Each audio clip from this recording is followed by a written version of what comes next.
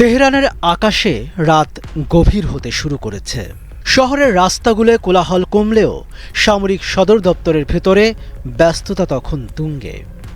বৈঠক কক্ষের মাঝখানে দাঁড়িয়ে আছেন ইরানের Islamic revolutionary guard corps IRGC এর উপসমন্বয়ক। তার মুখে দৃঢ়তা, চোখে আত্মবিশ্বাসের ঝলক। তিনি ধীর অথচ শক্ত কণ্ঠে ঘোষণা করলেন, আমরা যখন চাই বিশ্বের যে কোনো প্রান্তকে আমাদের ক্ষেপণাস্ত্রের আওতায় আনতে পারি। কক্ষ জুড়ে মুহূর্তের জন্য নেমে আসে নিস্তব্ধতা, তারপর চাপা গুঞ্জন। ঠিক এই মুহূর্তে বিশ্বের বিভিন্ন গোয়েন্দা সংস্থার বিশ্লেষকরা নিশ্চয়ই ইরানের এই ঘোষণার বিশ্লেষণে ব্যস্ত। কারণ ইতিহাস বলছে, ইরান যখনই এমন কিছু বলে তখন পর্দার আড়ালে বড় কিছু ঘটতে থাকে।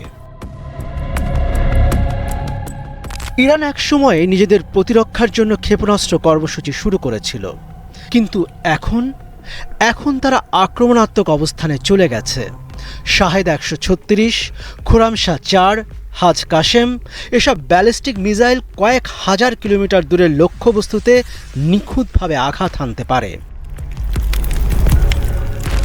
শুধু মধ্যপ্রাচ্যই নয়, ইরানের শক্তি এখন পশ্চিমা বিশ্ব আতঙ্ক ছড়াচ্ছে। ওয়াশিংটন, লন্ডন, তেল আবিব কূটনৈতিক মহলে শোরগোল পড়ে গেছে।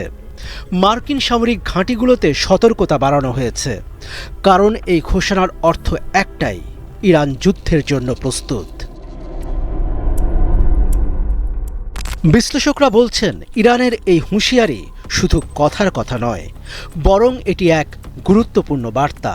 বিগত কয়েক সপ্তাহে মার্কিন ঘাঁটিগুলোর উপর একের পর এক ড্রোন হামলা, সিরিয়া ইরাক সীমান্তে ইরানি সমর্থিত মিলিশিয়াদের তৎপরতা সবই ইঙ্গিত দিচ্ছে যে মধ্যপ্রাচ্যে বড় কিছু অপেক্ষা করছে। একদিকে যুক্তরাষ্ট্র ও তার মিত্ররা, অন্যদিকে ইরান ও তার সমর্থিত বাহিনী। এই দুই শক্তির সংঘর্ষ কেবল সময়ের ব্যাপার। বিশেষজ্ঞদের মতে, ইরান যদি তার সামরিক শক্তি প্রদর্শনের জন্য কিছু পদক্ষেপ নেয়, তবে প্রতিপক্ষ নিশ্চয়ই পাল্টা আক্রমণে পিছপা হবে না। ইরানের সামরিক শক্তির এই উত্থান শুধু মধ্যপ্রাচ্যে নয়, বরং বিশ্ব রাজনীতির জন্য নতুন এক উত্তেজনার সূচনা করেছে। যুক্তরাষ্ট্র, ইসরায়েল ও তার মিত্রদের সঙ্গে ইরানের সম্পর্ক এমনিতেই শীতল। তার উপর এই নতুন হুঁশিয়ারি বৈশ্বিক নিরাপত্তাকে নতুন করে প্রশ্নের মুখে ফেলেছে। এখন প্রশ্ন একটাই, কে দেবে প্রথম চাল?